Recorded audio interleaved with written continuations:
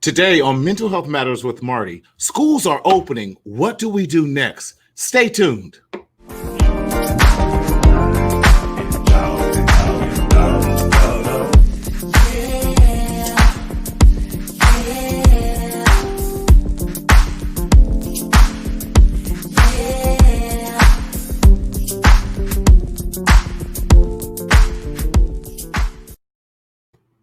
Hey, y'all, welcome to Mental Health Matters with Marty, and I am Martina Sellers, your mental health hygienist. And y'all, it is burning hot here in Southern California of 100 degrees out here, y'all. But we want you to stay cool, calm, and collective because we are here to remind you about COVID schooling, and schools are beginning to slowly open up across this nation. What are we doing about that? Listen, let us know you're on the air. Listen, like and share. Things are happening across this nation.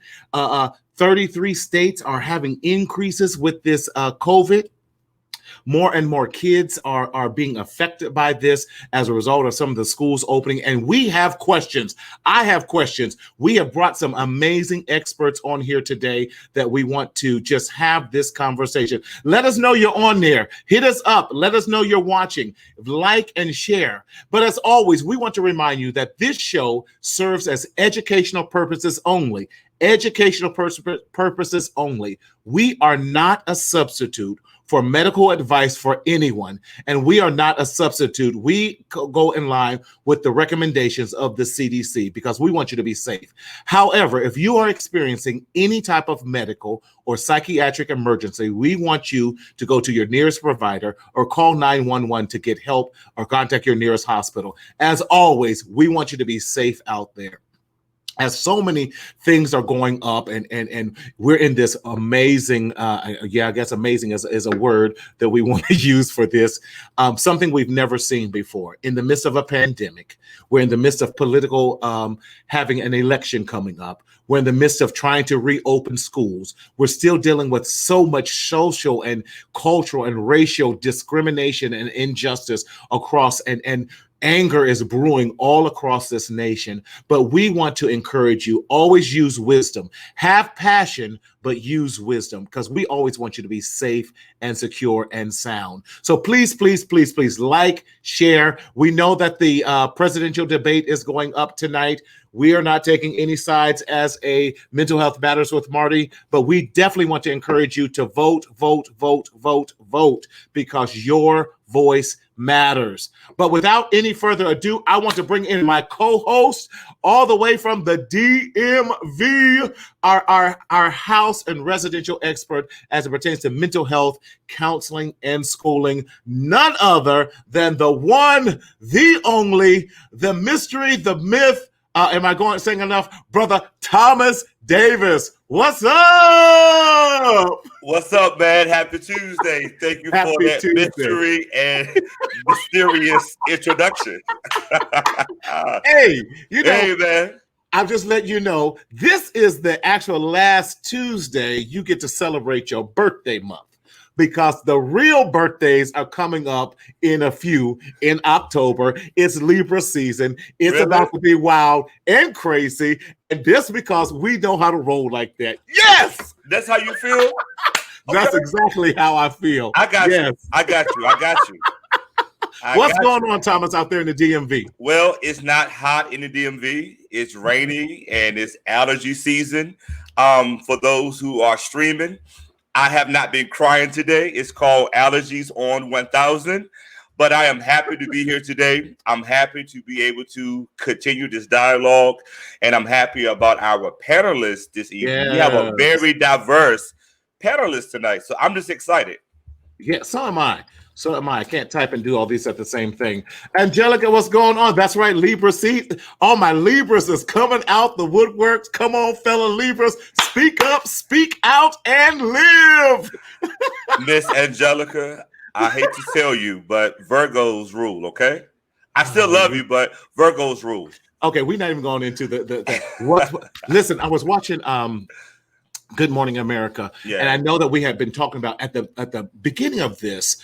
There's my mom. Hey guys. Hey mom. Hey.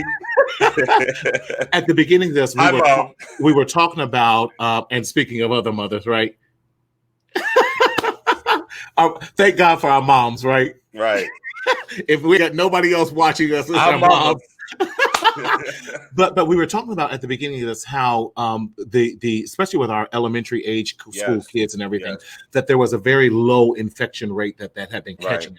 Around 2%, if you Right. will. However, with the starting of schools, Good Morning America reported via the CDC and so that number has increased to 10%. Yes. And I believe it was an 8-year-old young girl who died as of, I want to say, yesterday. Wow. Okay. From the coronavirus and everything as well. So, our hearts and prayers and thoughts go out to those families, Right. to those young people, because we never want to ignore that. But what are you guys doing? Because what's going on with your school and starting, and how are you feeling and your staff feeling? Let me see. Maybe that's why my allergies are on 10. I would just say that we are moving to reopen in the district. Okay. We are looking at different models.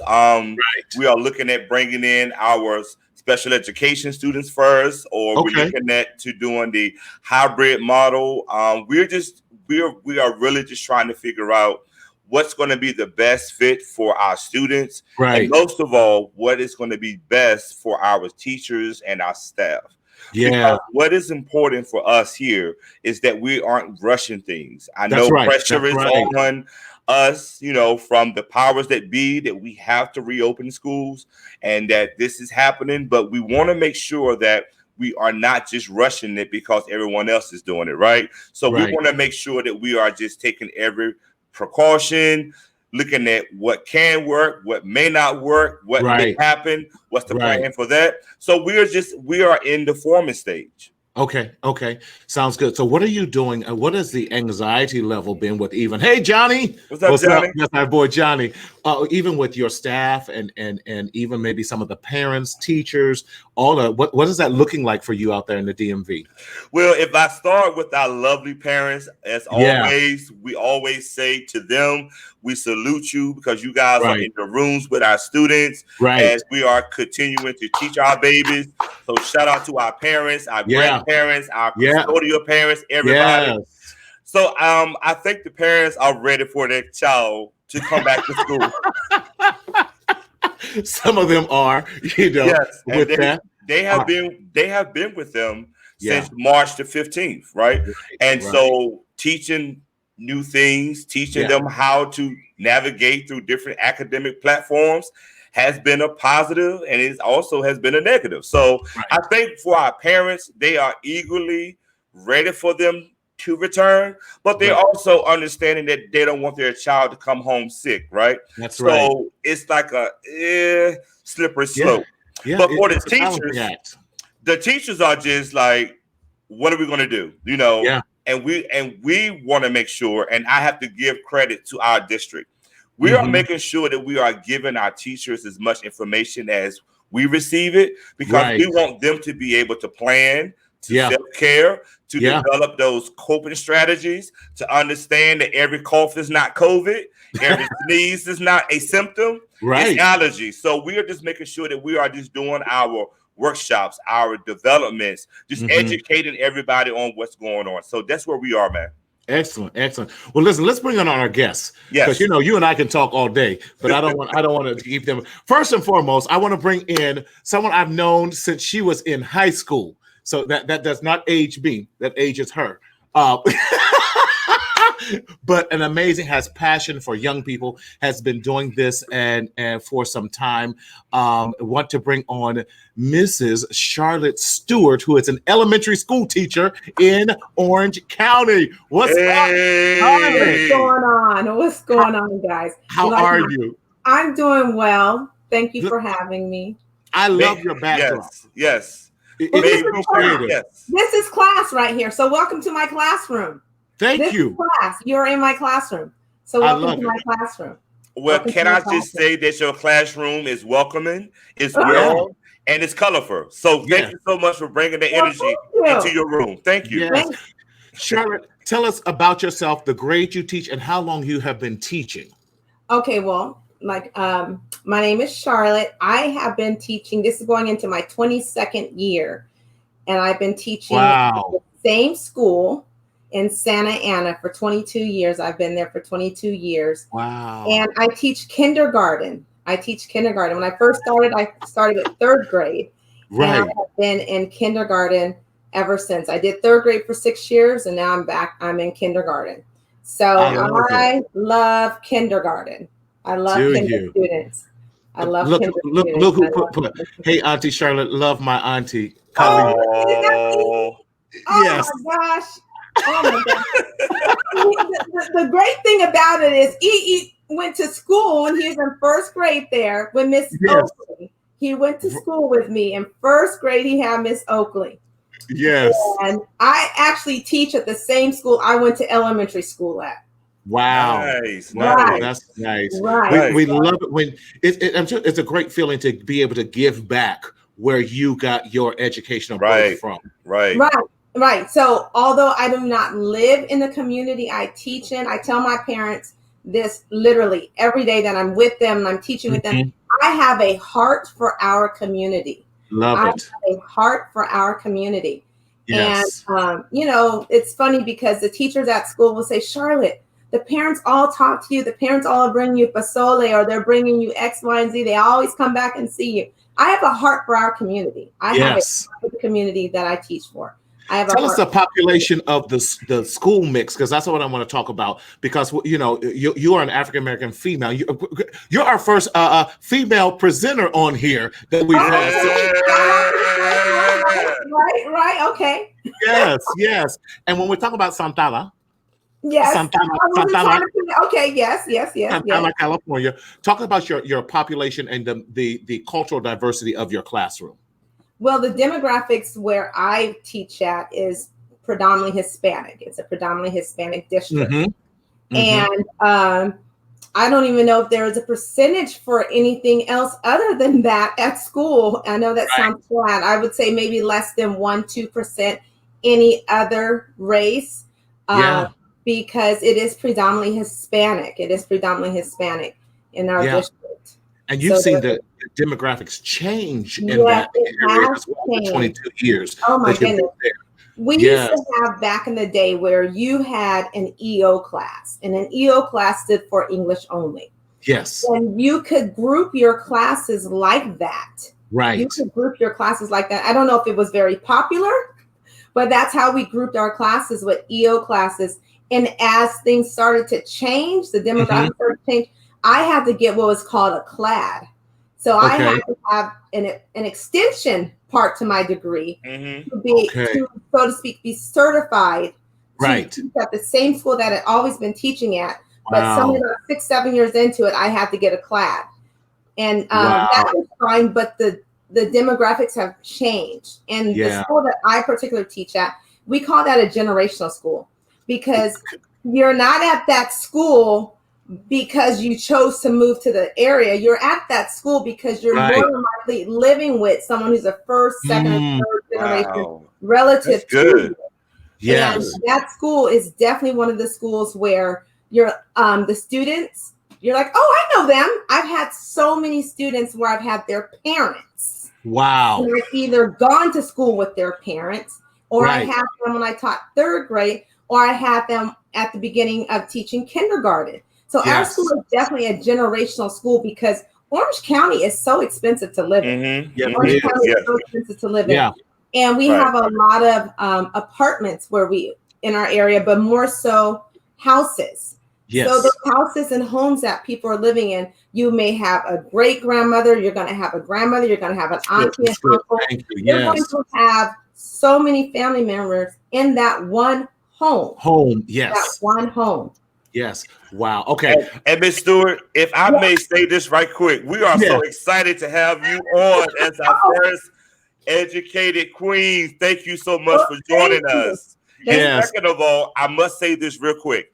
When you opened up this, you said, I'm giving back to our community in which I am a part of. You are opening it up as being a team. Thank you for that. Oh, well, thank you for that.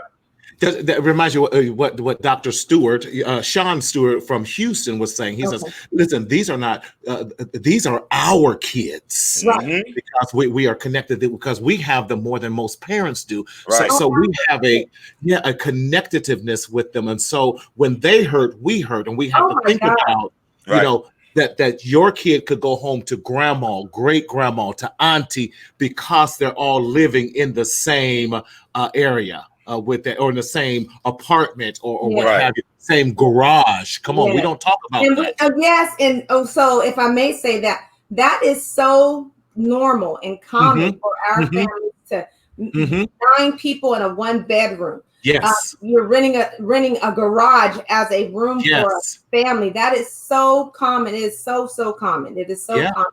And you know, where there's a need, you need to rise up and meet that need. Because I have a commute into work, I have a routine. I like to get up at a certain time, and I get to work almost 2.5 hours before our school bell starts. And I noticed one of my students was getting to school at the same time I was getting to work. And single father, doing the best he could. He was married, and then within months his life had changed and he became a single father, raising a 5-year-old girl on his own. Wow. And he would bring her to school like 7 o'clock. And I said, listen, there's nobody here to watch her at 7 o'clock, but I will keep her. I will keep her. I will keep her. You know, he didn't know that. And, you know, I'm just going to say it. When I see my own out there, and when I see somebody who could be my daughter, and when I have a daughter that age, when I have a child at home that age, it puts a different light on it. I had no problems with that little one coming in my classroom. I had no problems with it. If I stopped at Starbucks, listen, baby, I got you some oatmeal too. You know, I had no problem with that, because that is what we should do. It is a privilege every day that I get to go to work and feed somebody else's child because they are trusting me. It is a privilege. Love it. For that short amount of time that I have those kids in class, I can't assume that everyone is being raised how I raised my children. Yeah. Right. But what I can tell you is that you're going to be fed, you are safe, and you're going to learn some manners in class. Right. Love it. Well, you know, okay, you talk the language of our next guest. My sister's on here. That's your best friend and everything, and all that. You know, shout out to all that. Listen, I met this next young man, and I'm gonna have him introduce his guest as well, Jay. But I met this next young man, Ivan Lumba, at a charter school, and he has your same heart. He did not. We would give our lunch, or we made sure every kid that came through that door was safe, and that they ate. And we don't bring your kids. While he was teaching and giving out tests, he had babies rocking the babies while he was teaching and giving tests, or giving them to me, because that's what it's all about. We are a village, and we have to help educate them. So without any further ado, I want to bring to us Mr. Ivan Lumba. How you doing? How you doing? Good, I'm good.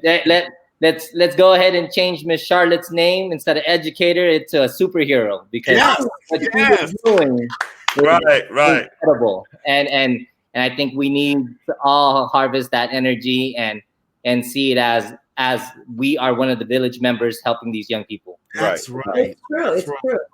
Ivan, tell us about yourself, what you do, why you do it. And with that, can I bring Jay in while we're doing that? It's a party. That's right. Jay, come on in the room with us. Jay. Now, for those of you who are doing a second take. I won't go say that, Jay. I won't go say nothing. I promise you. You know, put in the feed who you think he looks like, but we're not saying anything. Next, Tay Diggs. I mean, oh my God. I am so red right now. Listen, we are so glad to have both of you on. Ivan, tell us what you do. Jay, tell us what you do and why you do what you do. Awesome. I'll go first, Jay, if you don't mind. I am Ivan Lumba. I am a school counselor here in Menifee. Predominantly middle-class neighborhood, worked with Marty in a lower-income neighborhood. And, I had the opportunity to graduate hundreds of kids and worked with so many individuals that really needed our support. And I think for a lot of the times, we we became that support bridge, and we had a motto in the school is that, you know, we got to build that relationship first Yeah. in order for that learning to happen. So when we built that relationship, we found out what they need, what they Right. needed in order for them to be successful. So we went ahead and looked for those resources. And then after that, they started understanding like, okay, now it's my opportunity to get my high school diploma and get back on track. Because unfortunately, these young people are probably the ones that Yeah. people stayed away from, you know, Yeah. the ones that were the marginalized young people. So Yeah. after leaving charter school, I had the opportunity to move down here in Menifee. I got a high school gig as a high school counselor. I love teaching. I love counseling. I was in youth development for over 20 years. Yes. I consider myself the very first dreamers before that coin ever happened, because I too was an illegal immigrant that became a Right. and try to give back to the community. And I see it as, you know, it's a blessing knowing that there's other people out there, like everyone in this panel, that looks at young people as our future and our hope. Yeah. Thank you so wow. much. Isn't that amazing, Thomas? Yes. Yes. Shout Yes. out to the school counselors. Yes. One school counselor to another. Jay, talk to us. Who are you? What you do? And why you do it? All right, before I introduce myself, Thomas. Yes, sir. Virgo's in the house. There you go, brother. Come on, producer. There you go. Virgo. You see that? We love y'all anyway. You know, there's 2 Libras in this room. Thank you. Sellers and I. Yes. So we equally We ready. Hey. We ready. They Okay, not, why don't you shut it all down? Being the first, Scorpios run it. Now, ooh, listen, did she just sting us all? not Mike singing, right? That part. Take that Virgo tag down. Thank you. This is Libra's Thank you, teaching. Daryl. Jay, Thank you, go Daryl. ahead. All right. My name is Jay Jackson. My way of getting into education, it wasn't as direct as maybe, you know, some of you in like Roomba. I was in the military. I served some time in the Army, and initially had some ideas of, well, I'm going to go to law school, and that's what I wanted to do. I got into a school, and then I like freaked out, did not go. And then my dad at the time was a retired Marine and was in education at that. Okay. His second career was education. And he was like, well, why don't you substitute teach and try it out and see? So I started off doing that for several years. And I actually realized I liked working with young people. So I decided to pursue my credentials as a counselor. So the last 7 years or so, I've been in education since 2005, but the last 7 years has been as a counselor. And I've been working with Lumba now for 4 years. I enjoy it. I really enjoy working with someone like Lumba, and I'm just going to talk about it because he is. I mean, there's no stop. There's no stop. His energy is just go, go, go, go. What can we do to help these students? And I love that because I didn't have that growing up. I wish I would have had a counselor like that. Right. You know, especially back then, it was more like you're either going to 4 years and those are the students we're going to work out. If you weren't going, well, then sorry, here's your diploma. Right. For yourself. Right. And so I try to take up that same mantra that that Charlotte had, and Lumba lives by it as well. It's our students, and that's what it's about. And I think as educators and stakeholders in education, if we all take up that mantra and put it into practice, you know, we'd see a big difference in how things are produced. Amazing. Well, first and foremost, thank you for your service in the military. We don't thank our military people enough for what you do and how you do it, and then transitioning into education. Wow, from one noble career to another one. With it, that's amazing. So let's talk COVID. Let's talk, where are we in our educational system today, and how do we even navigate through this? So Charlotte, do you want to start with that? I see you like, okay, listen, go ahead. We just found out, our district just found out last Tuesday, we had our board meeting, We just found out last Tuesday when we are going to go back and as a soft opening, so to speak, and it's not a hard date, but it gives parents a date, date. And I liked how our school board and our superintendent is going back to this with his staff, with the staff, with the students, with the families. There's more than one person that you have to think about with all of this. And it can't be I. It cannot be I. You have to think about the others. And being in the district that I am in, I know that there are so many different hardships, I'm very blessed to be at home for the first time since, my kids, my daughter's 10, my son is 6. This is the most time I've ever spent with my kids. Let me tell you, in their life. This is the absolute most time I spent with my kids. And I'm not joking. I'm a working mom. I commute to work. So this is the most time I spend with my kids. And I say all that to say is that not every child has the home situation that my children have. Yes, that's beautiful. I understand and I recognize the need for kids to get back to school for that. I understand that. We need to, someone's got to be accountable for these kids. We need to check in, make sure these kids are safe, make sure they ate and things like that. So I understand the need for that. We are ushering back into the classroom November 2nd, starting with my grade first, kindergarten, and TK. So our district is going to usher in for 2 weeks just the lower primary. And 2 weeks after that, it goes first grade. 2 weeks after that, you're going to get second grade. Then you're on your break for Thanksgiving. So they're ushering in the kids that way. We're ushering the kids that way. And it's kind I like that. Oh, you like that?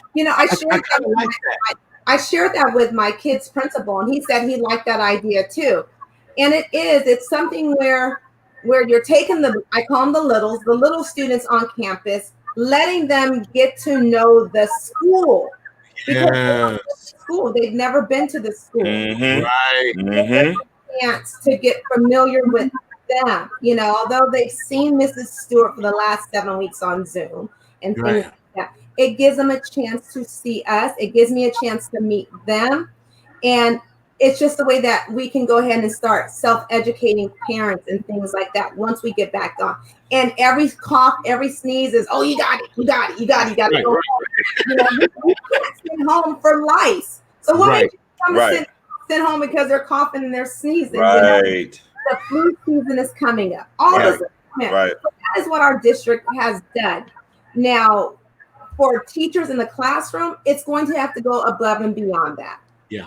We cannot just rely on our custodians and our janitors to sanitize, to keep things clean. It cannot be the end of it. Like, okay, I'm done. We cannot depend on that. I know I can't. I have a family that I'm coming home to. That's good. And Ivan has the little ones too. So Ivan, how are you adjusting, and how's this opening? Because he has twins. I have 3-year-old twins at home, so it's not just me now that I'm looking after. So I probably caught up on the sleep though. As far as our district, we tend to evaluate every 6 weeks. So our 6th week just happened right now. They had a school board meeting. We're going to have another school board meeting before November to see if a hybrid program could actually happen. However, one of the things that we do, unlike Charlotte's school, because she's in the primary school, so we're in a high school. So we have 3,200 students with seven periods. And it's not like a closed contained classroom where if one person was to get infected or, are asymptomatic, they could actually walk around, not know they have it, and then go spread it around for 7 different periods. So we're having to manicure a way where what's safe for everybody, right? So most likely it's going to be a hybrid program. And in all honesty, I think we're going to look at possibly second semester after Christmas break, because cold and flu season is coming up. However, I know for us counselors, and Jay's going to understand this and because he receives the phone calls, is that parents and students are ready to come back. They are struggling, and some of them are doing well, but some of them are doing, their best. But mental health is a big thing with a lot of our Yes. and we deal with the students' trauma, and we're the first frontline workers for that. And Yeah. as school counselors, and I'm sure they would chime in on this, is that not only are we looking at the support of our admin, a support Right. of the district, but the support of our parents, because That's right. Right. when they do transition back, we would hope that they wouldn't send a child that's sick. You Right. know, Yeah. Yeah. we're in a world where it's very polarized, I would say, Yes. and regardless of left or right or whatnot, we all know that it's okay to wear a mask. Right. Yes. It's a new norm until we get back into the norm. So it's important that we really, I would say, educate everyone, Right. and be open for everything and anything, right? Right. And Mr. Jackson, is there anything that you would like to add? Marty. Marty Yeah. got his mask. I love it. I love it. Go ahead, Jay. I'm just gonna chime in on the mental aspect of it because Yeah. Yeah. Ivan and I I think we're zoomed out with all these conferences. Right. So although there was a good one I went to a couple weeks, is a wellness conference, and it was actually in Santa Ana. I didn't go to it, obviously. Right. But one of the things that glared out at me was the anxiety level Mhm. has lowered in age. So it used to be, beginning around age 11, 12. Now they're finding as early as age 6. Yeah. There's anxiety levels. Yes. Then you couple that on top of what we're dealing with socially, globally, Yes. Yes. COVID, of course, the social issues, Yes. Yes. political issues. So these youngsters are really feeling it. I like Ivan and the rest of our team, we get inundated constantly with those emails. They just want help and a little bit of a respite from the craziness that's going on. Right. And this is where it's hard for Ivan and I, because Ivan and I, we're like hands-on people. We like to mix it up, and so not having access to our students the way we want to, Right.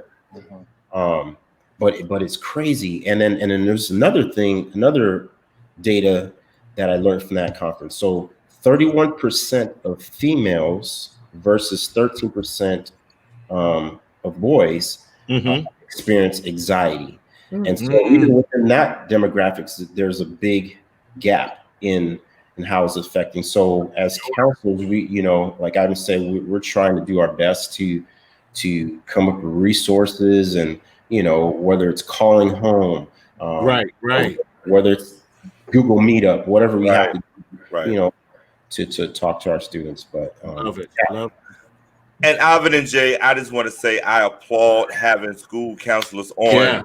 Yes. It's hard being a co-host and not wanting to just jump in and just say those things, but I can tell you this is what I love. I love counseling. I love therapy. This is just who I am. And Mhm. one thing that both of you all have said that is very important is Yeah. understanding that our kids need that touch. Mhm. They need that touch that they're not getting at home. Like it's just like everyone is saying, every Mhm. home is not the same, right? So how can we continue in this virtual land to still show our students that we are here? I know for me personally, I use FaceTime on Fridays. I do like virtual games that I know that they would like just to Right. be a part of. So I just want to know, like, what are some innovative things that you all are doing to help decrease that anxiety, that feeling of being overwhelmed and stuff at home? Yeah, if you don't mind, I'll take this topic. I know for myself, I am one of those extroverts that has a mouthpiece and likes to go to the classroom and ruffle some feathers in the admin building, I would say, in regards to changes that I see fit. But as far as students, I mean, we got to be creative. One thing that COVID taught Yeah. us is that you can't just limit yourself being physically there or being in your office, right? Mhm. Be creative in a manner of reaching out to these students. So one of the things that Mr. Jackson and I are doing is that we notice a lot of kids are on, social media. So Right. we'll put them where they're at rather than us expecting Right, them that's to meet good. us. So Right. we're introducing topics every week where it's called Motivational Minute. So we do a motivational thought, word, phrase, or whatnot. We talk about it for a few minutes. And after that, we have links and resources on the bottom. And then students could take what they get from it, and then they could go ahead and dive and learn more about it. Nice. And also, I dusted off one of my old green screens in the back, and then we did our creative counseling videos. If they don't want to hear us from an email perspective, we're gonna send you a video, and you're gonna see us knowing that we still care and we miss and love you. I think the main thing is that the nature of the support system is what a lot of these kids are lacking, and Exactly. there's not a lot of Miss Charlottes out there. There's not a lot of Mr. Yes. out there. There's not, so if this one young person who comes from this from this area where they're too ashamed to turn on their camera because their house might be all not up to par, then they Right. that at least like, man, my counselor's reaching out to me, Right. let me reach out, or my teacher's reaching out to me. So we're actually expanding it to not only just be Mr. Jackson and I. We're inviting teachers to do these motivational minutes. Awesome. We're doing these other creative ideas where we're looking at some of the success story rather than always focusing on the negatives that we always see from teachers. So Right. we're expanding different things, and there's a lot of heroes out there that get recognized and need to be recognized. I want to see if we can pull up that motivational minute. So, Daryl, I just sent you something and see if we can post that, because I love that, because that's so encouraging. I love that idea. Don't you, Thomas? Yes. This motivational minute, so you have your school counselors posting on YouTube, because we know they're on YouTube anyway. We know they're on Instagram. We know they're on Snapchat, but meeting them right where they're at to encourage. Jay, what was that like? One, I know what it's like creating something with Ivan, but being a part of that, because you got to bring your A game. Come on, bring your A game. One take. Yes. That's being how a it part of was. that. Uh-huh. Exactly how it was. It was one take. No, but for real, it was a good process. As counselors and as educators in general, you sometimes don't feel like you're doing enough. Right. So when you get those opportunities, like now, this to me, I thank your whole staff for inviting me and Ivan for inviting me. I really appreciate this being on here. But when you get those opportunities to make a difference and do something, just that little nugget, it helps. And so just going through that process, it made me want to do more. I'm like, let's continue to do this even post-COVID. Let's just continue to do this, and maybe this can be part of the culture that we have. So I like that we're thinking past COVID and everything with that, to see how we can do that and to continue to engage, because the world has changed. Yes. Yes. Charlotte, talk to us about some of the innovative ways that you're doing also, especially you're dealing with, you could be dealing with some cultural and some language barriers that you have. Yes, and my English is not that great. Right. I'm going to say, like, shout out to the gentleman right there, you guys. That is awesome. Not to downplay it, but my level of innovation is not there to what Ivan was saying. My students are 4, 5, some are 6 already. So what I did when we first went out March 13th, went out, thinking that we were coming back in 2 weeks. We're coming back in 2 weeks. Right. That's what they said. Coming back in 2 weeks. Who would have thought? Right now, we're almost going 7 months into this. But what I did with my parents was I had already established a relationship with these families, with these kids. So to give them my cell phone number wasn't even a second thought. Like, let's FaceTime. You FaceTime me, I FaceTime you. Here's my number. Zoom wasn't even in my vocabulary March 13th. I didn't know what Zoom was. I had no idea what Zoom was. Now you're Zooming. I didn't meet Zoom until like maybe 2 weeks after that. I had no idea who Zoom was. So the way I made my connections with my family was I gave them my phone number. We FaceTime. I mailed them a letter, and then the kids had to mail me a letter back to home. So my parents had a home address. And the very, rewarding thing of that, because I did it with no expectation, the parents that sent me cards, the parents that sent just a gift to the house, whether it's just, a handmade card, whatever. But I have parents send me a plant because now they have a home address. Yeah. So because there was that relationship, I had established a relationship with these families. And, we FaceTime. And what I did was for the families that were still working and their parents could not get on, what I do now, I call it our happy hour, our kinder hour. I will come on at 5:00. Beautiful. If you need to come on and meet with me, come on in. Let's meet. Right. They have show and tell on Friday, which is huge. Show and tell is huge in kindergarten. So we do our show and tell because it cannot all be about Zoom. It cannot all be about Zoom. And I have my time where I tell the parents, here's a number. Call me if you need to reach me. Because like them, I too have to learn Google Classroom. I didn't know what Google Classroom was. I had no idea how to use that platform. Call me so I can walk you through these things. And I never want to make anyone feel bad for something they do not know, because I tell them, I didn't know it either. I didn't know it 6 months ago. I didn't know this 6 months ago. But, just walking them through, making them feel okay. It is okay to be where you're at. So Ivan said he meets the parents, meets the students where they're at. I've got to meet my parents where they are at. Meet them where they're at. It is okay. It is okay. That is powerful. That is powerful. And what I want to say, Ms. Stewart, is that we're showing and telling in high school. So know that the showing and telling is still happening in high school. It's the best, right? And what I mean by that is we have to let our students use their voice. Yes. And we have to find a way to empower our students to take Instagram and just write our story, like verbalize how you feel and send it to us so we can hear them and give them feedback back. So trust me, we're still showing and telling in high school. On Instagram, right? Because I work in high school, so we are showing and telling. Trust me. Show and tell big. Right. Thank you. Absolutely amazing. Absolutely amazing. Thomas, I know you got some more from counselor to counselor. What do you share with these counselors, and what are you even doing where you're at in DMV that we can pertain in California, and vice versa? What can you guys offer to, because this is about sharing ideas and really helping to strengthen all of our communities. Right. And I just want to say the main thing that we are doing here in the series, yes, we're talking about COVID, but we are now past COVID. We are trying to get to the next level. And what I do is just empower our students every day. I am empowering my teachers. Thank you so much for logging in.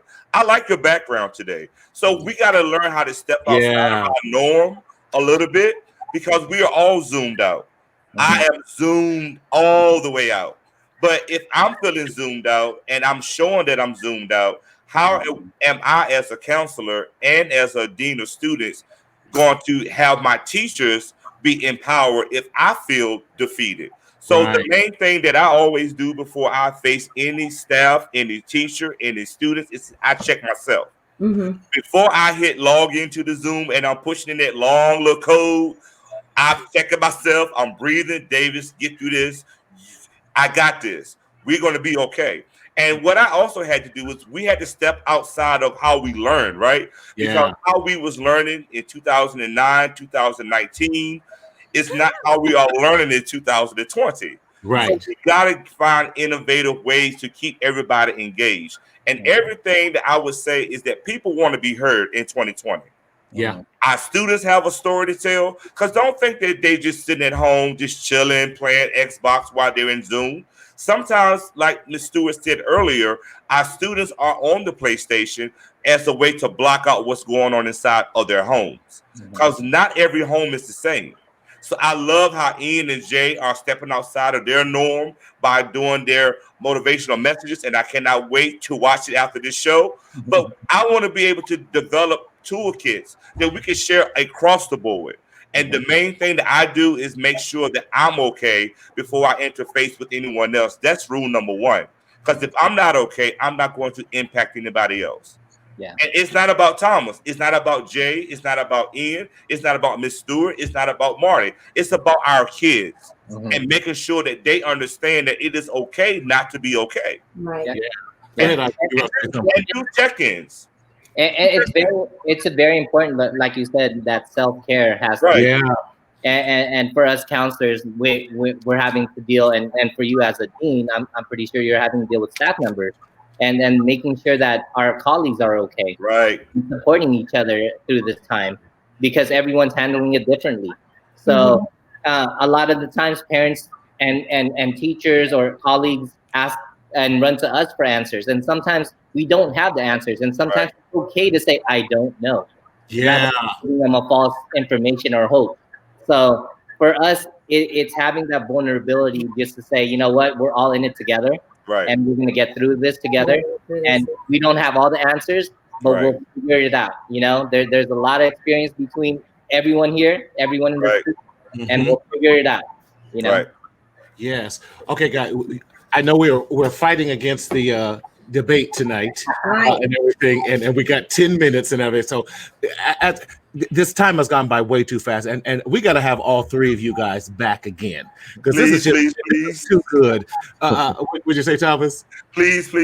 Yeah, yes. We got to have you guys back on again, Right. because there's so much expertise in the room. We just barely scratched the surface tonight. Right. I love it, especially as we're talking about multi-generational families that are living together.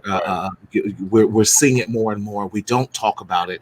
We talk, the fears that our kids have, or the grandparents that are living there, the fear of, even though they might be asymptomatic, whatever, bringing it back home. Right. What look like? Do kids have an option? Do parents even have an option? And those are some of the discussions that we need to continue to have to empower our kids and everything. Jay, as we close, what's some words of advice that you want to give our listening community tonight? And how do we get a hold of you if we want to reach out to you? All right. So I would say, I always preach this, and this is something that, connected me and Ivan. We preach this all the time. Relationship. And I heard Charlotte mention it. That is the bridge that is to make everything work. If as counselors, I want to, and the good thing is, as a counselor, we can bridge out to everybody, to our students, to parents, to teachers, and we become the liaison for everyone else. But everyone else also has to make those bridges themselves. So it's just like for Charlotte, when she has her class, she probably says good morning to her students every morning. Right. So it's a routine. Same thing, I do that same type of thing. So relationship would probably be the one thing that I would say we need to work on, especially now that we are so far and all we're doing is Zooming and, Google Hangouts and Meet, so I need to do that. To get a hold of me, I can give you my work email. I mean, that's about. Or even how do we get a hold of you via social media, if that will work, or they can we don't want you to give your personal stuff out. Folks might be trying to get a hold of Tay Diggs and call you.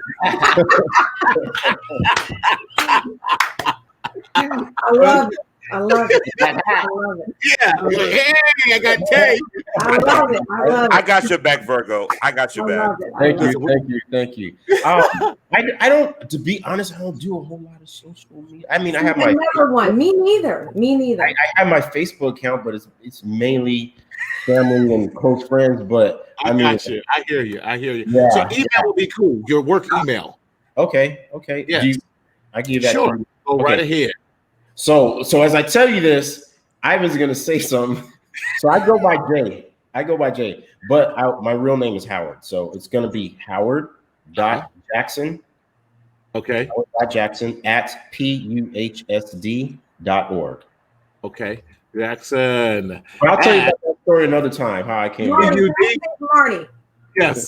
Oh, I'm sorry. When Jay Howard was saying about relationships, this is the one thing that I say to my parents, that the kids learn this. I have a motto.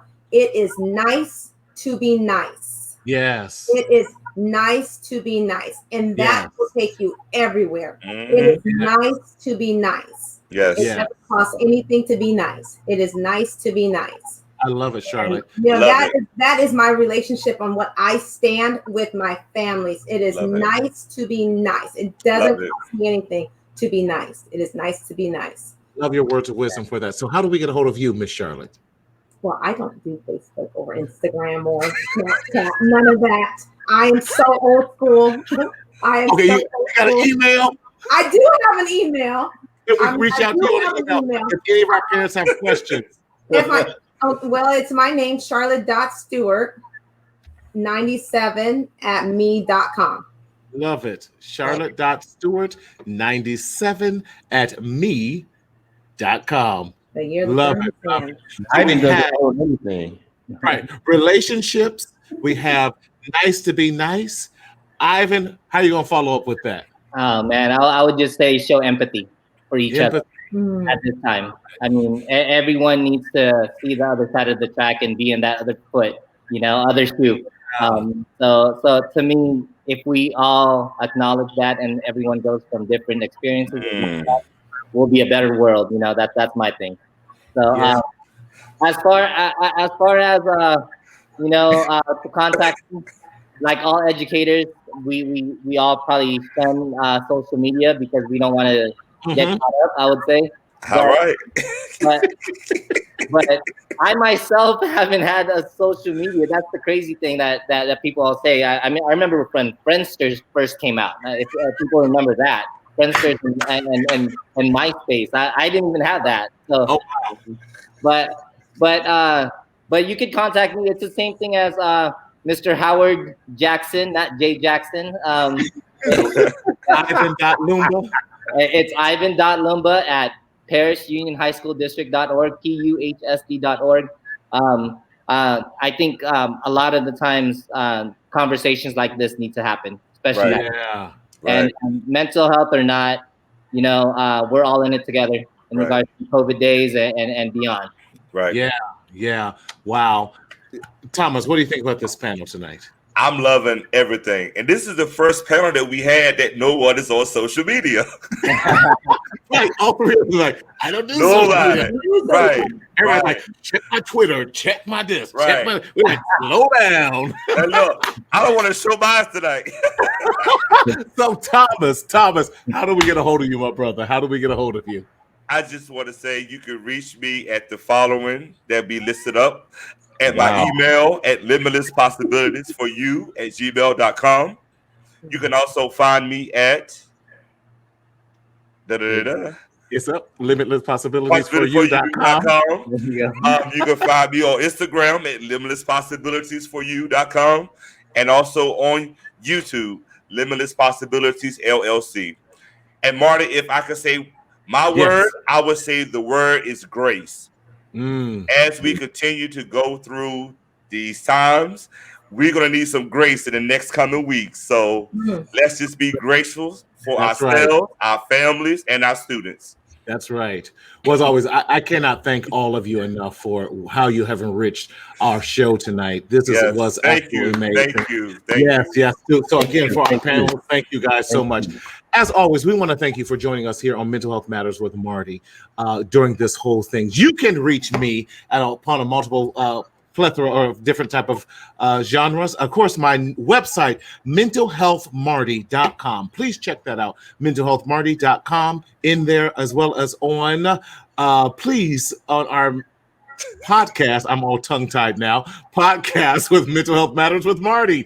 And those of you who have Apple, we're on Apple. We're on Amazon Podcasts and all the podcast streaming forms. But we love you, Apple subscribers, to give us a 5-star rating and a review. But you can also text I Matter to 31996. Again, I Matter to 31996 to stay tuned and be in touch with everything that we do with Mental Health Matters with Marty. You could have chosen any platform to go to, but we thank you for joining us this week. And as always, we tell you to speak up, speak out, and live. Thank you again. We will see you next week. Be blessed.